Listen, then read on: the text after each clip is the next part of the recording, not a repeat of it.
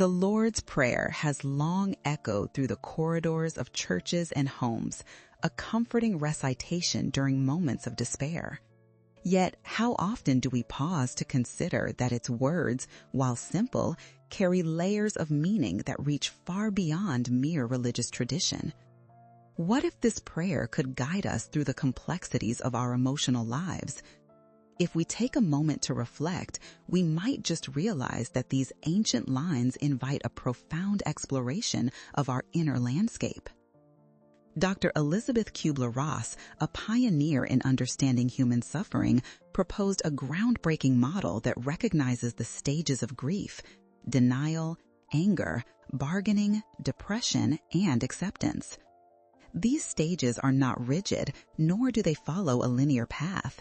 Instead, they spiral, intertwining in ways that often reflect the chaotic nature of our emotional realities. In many ways, the Lord's Prayer encapsulates this journey. Each phrase offers us a glimpse into how we confront life's trials, helping us navigate grief and despair not as enemies, but as companions on a path to healing. As you consider the words, how do you respond when they flow from your lips? Are they a ritual, a habit, or do they resonate with something deeper within you? Take a moment to reflect on your experiences. Have you ever recited the prayer in a moment of crisis, only to feel as if the words were just that, mere words? When facing loss, do you push the prayer aside, feeling unable to connect with its meanings? Or do you find solace, some flicker of hope buried within each line? The first line, "Our Father, who art in heaven," establishes a sense of connection, inviting you to consider your relationship with the divine. It speaks to a shared humanity, a collective yearning for understanding and love amid struggle. Yet, how often do we deny the depth of our pain when uttering these words? Instead of embracing our struggles, we may find ourselves trapped in denial, wanting to put on a brave face even in our darkest hours. Kübler-Ross emphasized that denial is natural. It's our brains trying to protect us from unspeakable grief. But what if we accepted that pain is part of the journey? This prayer can be a testament to the honesty needed when wrestling with the reality of our emotions. Then comes the line, "Hallowed be thy name." Here lies the tension between reverence and individuality, the divine and the self. In moments of anger or resentment, do we lash out not just at the world, but at our faith? Can you remember a time when you felt justified in your fury, perhaps even questioning the very meaning of the prayer as you wrestled with your feelings? Kübler-Ross pointed out that anger can be a valid response to grief. It's an essential part of processing the loss we faced. The prayer allows room for this intensity, serving as a reminder that even in our greatest turmoil, we can turn our wounds into wisdom. How often do we overlook the strength that rises from acknowledging our anger? Rituals may feel hollow at times, but if we delve deeper into their essence, we can uncover healing. The closer we look at phrases in the Lord's Prayer, the more we uncover paths to our own emotional truths. Take this moment to see the prayer not merely as a balm, but as a catalyst for understanding and accepting your human experience. As we peel back layers, we discover that this prayer encompasses a journey. It is here to help you to confront and accept the chaos, to embrace the messiness of grief. With each recitation, consider allowing the words to resonate deeply, stirring your spirit rather than just curling at the edges. Remember, if you're curious about the deeper meanings in our lives, subscribe now and activate notifications for more explorations into the human experience. As we continue this journey, we'll unravel not just the words of the prayer, but also the emotions and experiences that make us uniquely human. Are you ready to uncover how this ancient invocation can illuminate the path through your pain? Let's embark on this exploration together as we move forward. As we delve deeper into the complexity of the Lord's Prayer, we encounter two potent emotions, denial, and anger. In our journey through grief, these emotions often emerge as instinctive responses. They surface when we face the reality of our loss, casting shadows over our understanding of life and faith. What if, instead of resisting these feelings, we allowed ourselves to sit with them for a moment? By acknowledging denial and anger, do we not also open the door to healing? Think about it. How often do we find ourselves denying a painful truth? When faced with loss, that instinct to retreat into a comfort zone is strong. This isn't happening, we tell ourselves, echoing the sentiment of denial. Perhaps you can recall a time when you recited the Lord's Prayer, feeling detached, almost as if the words were drifting past you, untouched by the weight of their meaning. It's as if your mind was saying, "I can't deal with this right now." When denial creeps in, it creates a barrier, a way to shield ourselves from the reality we are not yet ready to face. Kübler-Ross emphasized this stage of grief as a necessary step, but one that can become perilous if we remain there too long. Denial is the mind's protective mechanism, yet it's crucial to recognize when it becomes an obstacle rather than a shield. How do we move beyond this stage? The Lord's Prayer serves as a gentle reminder that acceptance is not about erasing our emotions, but rather recognizing their presence. In acknowledging denial, we make space for anger. Anger can be explosive, unpredictable, but it's a natural response to grief. A powerful line in the prayer, "Thy will be done," may ignite feelings of frustration. How many times have we found ourselves questioning why things unfold in ways that seem unfair? In those moments of existential rage, we might wonder, why should I trust? Why should I accept? This emotion is raw and honest, and it can carry you through to a deeper understanding of your human experience if you let it. Think back to a time when anger served as a catalyst for change in your life. Did it prompt you to act? Did it throw open the doors of communication, perhaps even with your faith? In many ways, anger is an invitation to explore the darker corners of our existence, to confront the injustices we feel, not only in our lives, but in the world around us.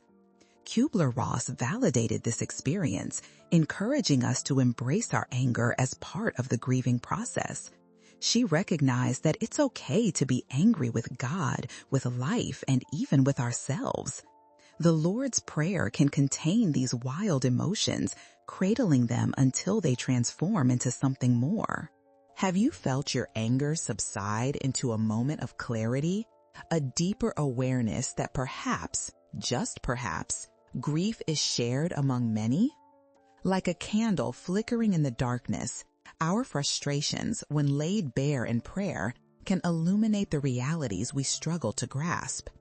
This is the beauty of the prayer. It invites you to express your turmoil, granting you permission to vocalize what often feels unutterable. Next time you feel the urge to recite the prayer, consider inviting your anger into the conversation. Speak freely about your fears, your disappointments, and the injustices you've witnessed. Let the words resonate with the weight of your true emotions. When you acknowledge both denial and anger, you give yourself the gift of honesty, a stepping stone towards deeper acceptance. Now, as we reflect on these emotions, let's consider your own experiences. Have you encountered denial or anger when reciting the Lord's Prayer?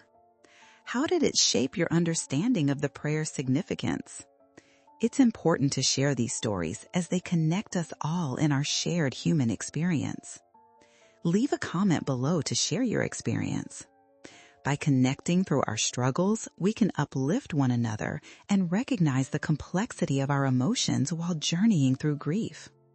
Together, let's embrace every facet of this emotional landscape as we continue to explore how the Lord's Prayer provides solace, guidance, and transformation. Acknowledge these feelings and move with us into the next chapter of our exploration. What revelations await us as we navigate the intricate dance of grief? Let's find out together. As we move forward in our exploration of the Lord's Prayer, we are met with a pivotal aspect: negotiation. In the context of grief, this often takes the form of bargaining, a desperate dance with ourselves and the universe, searching for some semblance of control amid chaos. When we face loss, we may find ourselves stirring with thoughts like, if I can just pray harder, maybe things will change. Or, if I promise to be better, will life reward me with relief? This negotiation hints at a deeper longing, a desire to understand how our grief might be alleviated through our actions or faith. In essence, what are we willing to give up in exchange for emotional solace? This theme resonates profoundly within the Lord's Prayer. Thy kingdom come, thy will be done, we recite. But how many of us wrestle with aligning our desires to the enigmatic nature of divine will? We crave reassurance, a sense that our pain can somehow be bartered away. But is grief something we can truly negotiate, or is it a path we must walk in its fullness? Kübler-Ross noted that bargaining often goes hand in hand with denial and anger.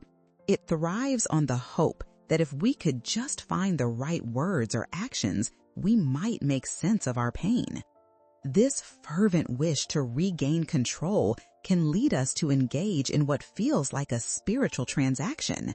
We might pray for a loved one to return or for the hurt to quiet, all while caught in a cycle of self-reproach when change doesn't happen as we wish it would. Consider the implications of this emotional struggle. Have you ever experienced the sinking feeling that your prayers seemed unanswered? In those moments, the Lord's Prayer might echo with disquiet rather than reassurance.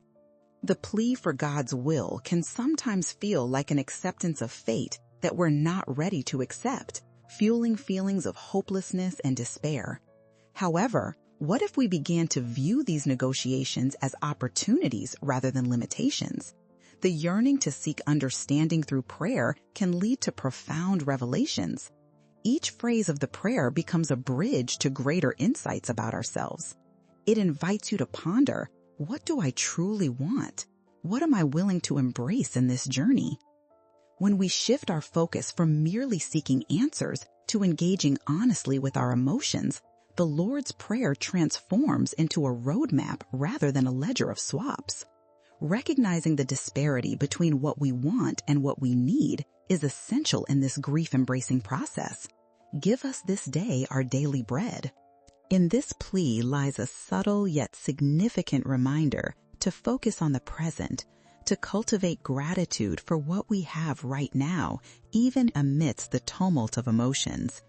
It invites us to trust that while we may not grasp the reasons for our suffering, there is sustenance in simply being. Each day holds the potential for small victories, reminders that we are not fighting this battle alone. As we engage with the feelings of despair and bargaining, consider how they have manifested in your life. Where do you find yourself caught in the cycle of negotiation? What promises have you made to yourself in the hope of easing your burden? Reflect on moments you felt powerless, praying fervently yet feeling a profound disconnect. How has that influenced your understanding of the Lord's Prayer? Take a moment to capture these thoughts. What's your secret negotiation strategy when grappling with grief? Have you attempted to bargain your way into emotional comfort? And what enlightenment have you witnessed through this process? I invite you to share your thoughts in the comments. Through the power of vulnerability and connection, we can form a tapestry of understanding that binds our experiences together. Your voice adds richness to this exploration, and in sharing, we validate the complexities of our emotional landscapes. As we navigate these feelings of negotiation and despair, we must remember that they do not serve as destinations, but as stepping stones toward deeper understanding. With each revelation, we inch closer to acceptance, fortifying our spirits against the uncertainties that life presents. Join us as we continue this journey, exploring the layers of grief and connection that the Lord's Prayer illuminates. What wisdom lies on the other side of negotiation, waiting for us as we dive deeper? Let's discover it together. As we traverse this intricate journey through grief, we now encounter another profound emotion, depression. It's a word that can evoke discomfort, yet it's crucial to explore its presence in the context of the Lord's Prayer. Dr. Elisabeth Kübler-Ross identified this stage as one of profound sorrow, a descent into the depths of our despair. When faced with loss, many of us may find ourselves enveloped in a lingering sadness, feeling the weight of our world shifting beneath us. Consider the line, "And forgive us our trespasses, as we forgive those who trespass against us." Here, we are invited not only to seek forgiveness, but to confront our own feelings of inadequacy, guilt, and grief. Depression can act as a siren, pulling us into its depths, often accompanied by waves of regret over things left unsaid or actions we wish we could change. In this sense, these lines can feel heavy and laden with our inner struggles, a stark reminder of how deeply grief can entrench itself in our lives. When you recite this line, do you find it resonates with feelings of sadness or heavy burdens? Have you ever found it hard to forgive yourself, feeling that your pain somehow defines you? It's essential to recognize that these feelings are common responses to grief, a manifestation of loss that can cloud our understanding of ourselves and how we relate to the world. Kübler-Ross emphasized that depression is not merely an endpoint, but a stage through which many of us must pass. It's a confrontation with raw emotion that, while isolating, can also lead us to deeper truths. Perhaps think of it as a dark tunnel. The walls may feel like they're closing in, but sometimes these moments of introspection can lead to significant breakthroughs. Lead us not into temptation, but deliver us from evil. In this plea, we seek support, an acknowledgement that navigating through grief can feel perilous. We grapple with the inclination to succumb to despair or engage in self-destructive behaviors. What temptations do you face that may exacerbate your feelings of depression?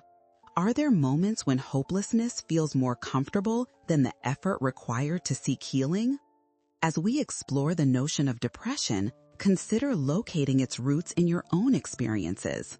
Remember a time when the heaviness of grief pulled you into that dark place. What thoughts occupied your mind? How did those thoughts shape your relationship with prayer or your search for understanding? Reflect on how forgiving yourself and others can transform this stage. When you can recognize your faults and let go of guilt, it opens the door to healing. Each time you utter, "As we forgive those who trespass against us," allows for the flourishing of compassion, first for yourself, then for others. Forgiveness is not a simple act. Rather, it's a monumental step toward reclaiming your humanity while navigating the turbulent waters of grief. If you're willing, take a moment to acknowledge your feelings of depression. Allow yourself to feel without judgment or hesitation. Share your experience in the comments. How have you faced this stage of grief? As we speak openly about this burdensome emotion, we can create a supportive community, a space where vulnerability breeds strength and understanding. Recognizing that depression exists as part of the human experience is the first step toward acceptance. By letting these emotions flow through you, rather than pretending they do not exist, you begin to carve a path out of the darkness. The Lord's Prayer becomes a litany of hope, an invitation to seek light amid despair. As we unravel the complexities of depression, we may find connections to the forgiveness and kindness that the prayer advocates. What insights will emerge as we confront this stage? How can acknowledgement transform your perception of forgiveness? Join us as we continue this exploration of grief and healing. Together, let's seek the truths that lie beyond the dark shadows. How can the lessons within the Lord's Prayer guide us through depression to find moments of light? Together, we will uncover the resilience buried within us, moving toward acceptance and compassion. How can today's reflections inspire your journey within this emotional landscape? Let's discover together. As we journey further along the path of grief, we arrive at a crucial, often transformative stage, acceptance.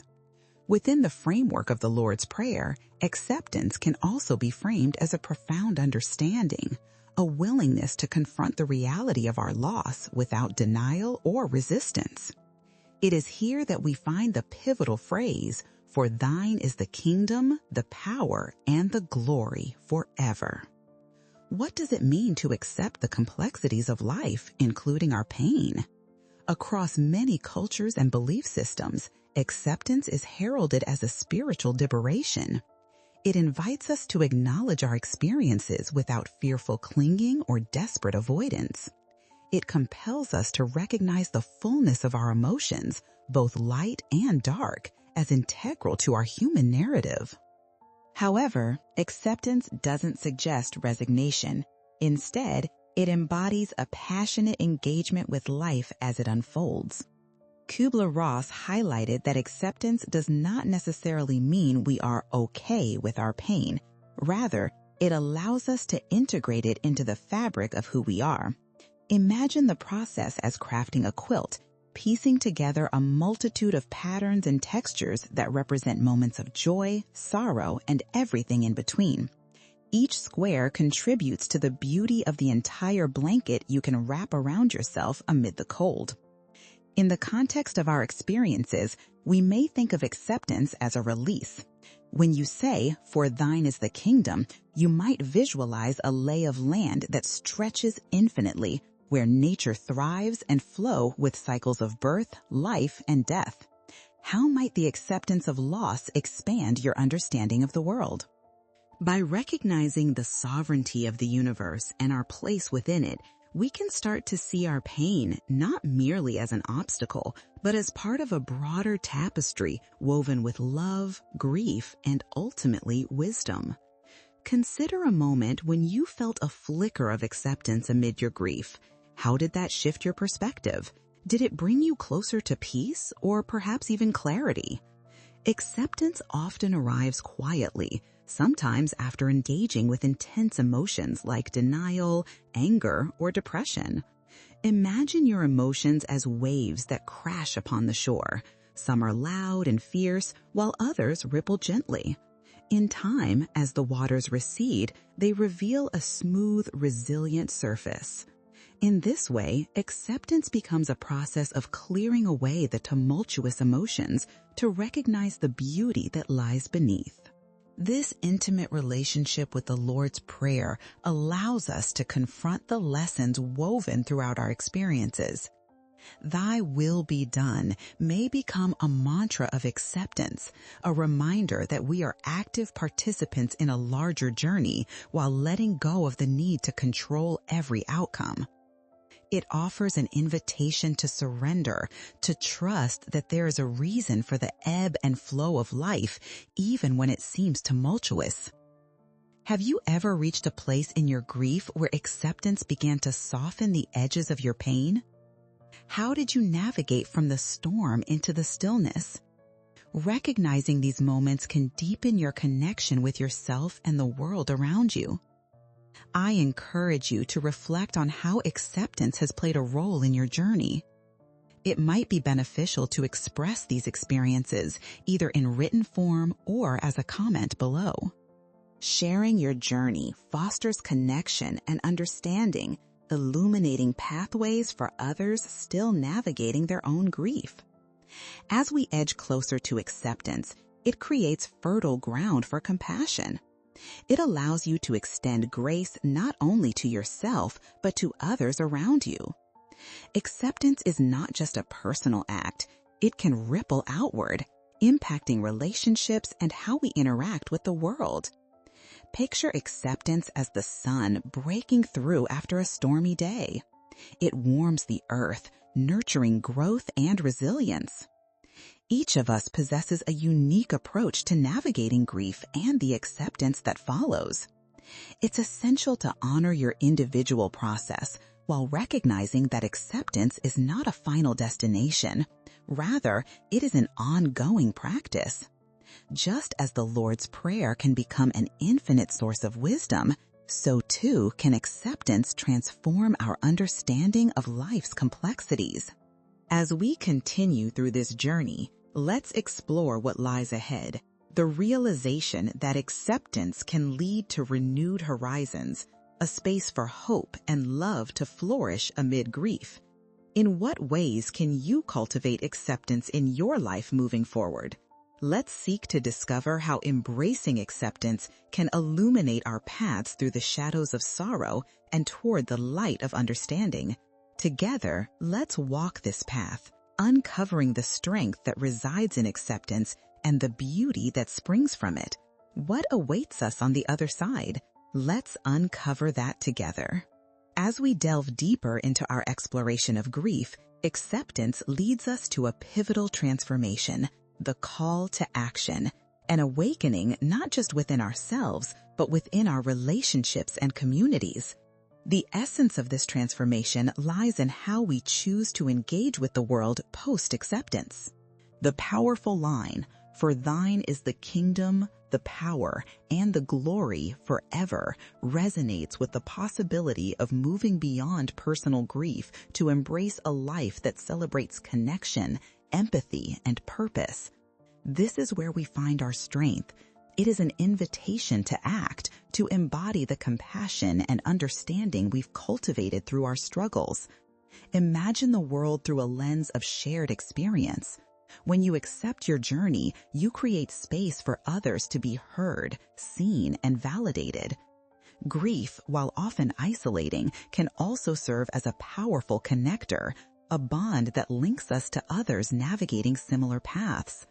Consider how you can extend your hands and heart to those around you. Have you encountered others who are grappling with their grief? We often assume our experiences are solitary, but the truth is, we are part of a collective human story that transcends individual experience. Each kingdom we build in our homes, friendships, and communities can become a sanctuary that supports healing and empathy. How do we create a kingdom of understanding in a world that can often feel fractured by sorrow? It starts with acknowledging the power of vulnerability and compassion. Each time you share your story, each instance of offering a listening ear, you contribute to the fabric of collective healing. This act of outreach transforms pain into purpose. It empowers both you and those around you to reclaim their narratives and foster resilience. Additionally, as we reflect on this call to action, we can engage with the concept of service. Serving others can offer a pathway to healing both for ourselves and for those who are suffering. How might you harness the power of your journey to uplift others? Whether through community outreach, supporting friends, or volunteering, think about cultivating a sense of belonging and purpose within this vast web of humanity. Embodying the kingdom means recognizing that we each possess power, the power to change the narrative surrounding grief and loss, to create spaces where voices are heard, and to develop practices that honor our experiences. This is not to say that every day will be easy or that grief will cease to exist in our lives. However, the conscious choice to lean into our grief and extend our hands in compassion can forge significant transformations. Reflect on your own life. Have you recognized moments when reaching out to others brought you unexpected comfort in return? How have acts of kindness shaped your relationships? These reflections can be illuminating as you navigate the aftermath of acceptance and the beginning of your call to action. I invite you to share your thoughts in the comments. What does it look like in your life to honor this call to action? How have you embraced the journey toward healing and connection? And how can you invite others to join in this transformative process?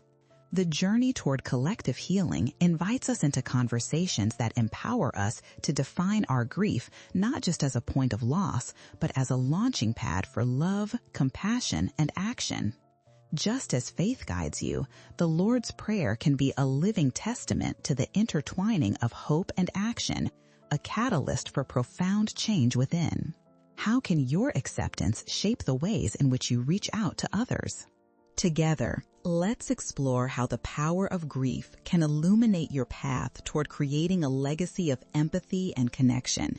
As we continue this journey, we embrace the idea that our struggles and triumphs can ripple through time, making waves in a world desperately in need of understanding and compassion. So, take a moment to reflect.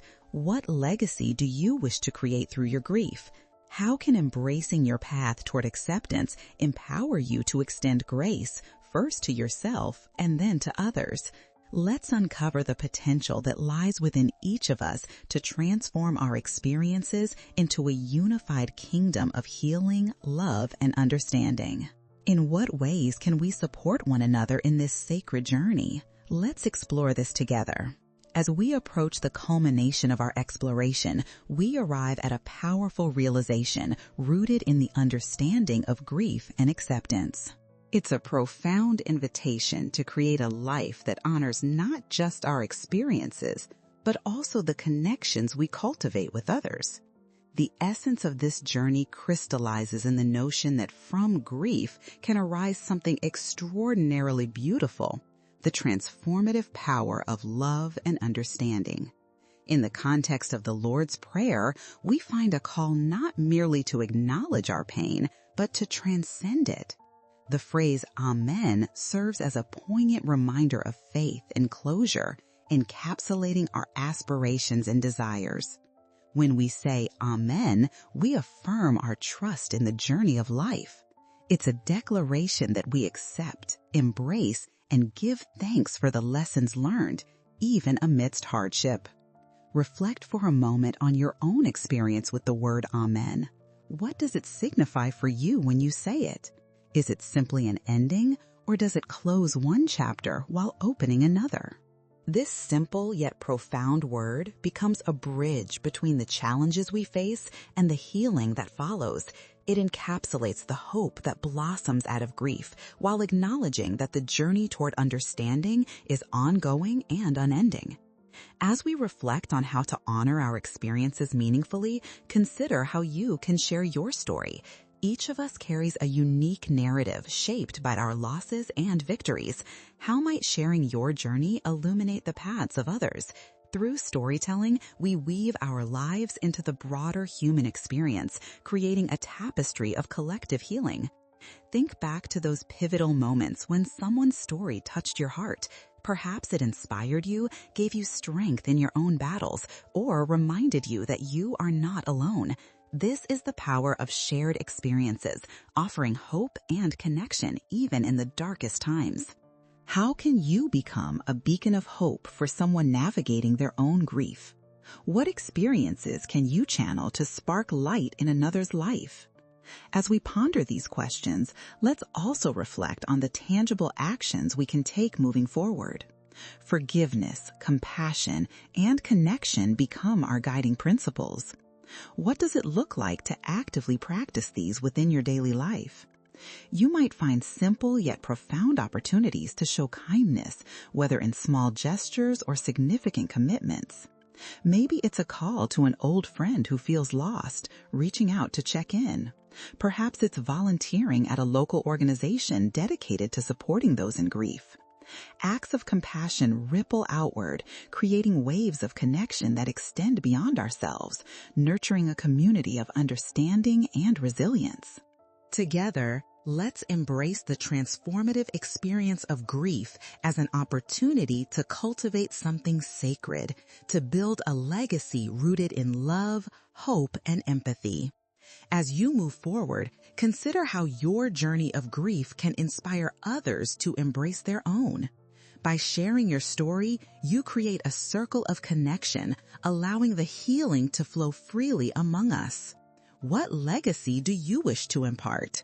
Will it be a culture of empathy, a compassionate community, or perhaps a deeper understanding of the sacredness of life? These are powerful questions that can guide your actions and intentions moving forward. Let's take a moment together to breathe deeply, acknowledging the sacredness of this journey. How can you incorporate the lessons learned from your experience into daily life? As you look toward the future, visualize the ripple effect of your actions. Each kind interaction, every shared experience of grief, becomes part of a larger movement toward healing. As we conclude this chapter, remember that each of us carries the capacity to be both a leader and a follower in this collective journey. We have the capacity to shine light in the dark, to lift one another, and to build communities that resonate with love and understanding. Together, let's make a pledge to nurture connections, be vessels of compassion, and inspire others to engage with their grief in transformative ways. And as we express our hope for the future, may we continue to say amen to the lessons we've learned, trusting in the journey as we walk hand in hand toward a brighter horizon. How can these insights continue to shape your life moving forward? Together, we can become a mighty force for good, a loving community capable of remarkable change. Let's continue to embrace this mission, inspiring each other every day as we heal, connect, and grow.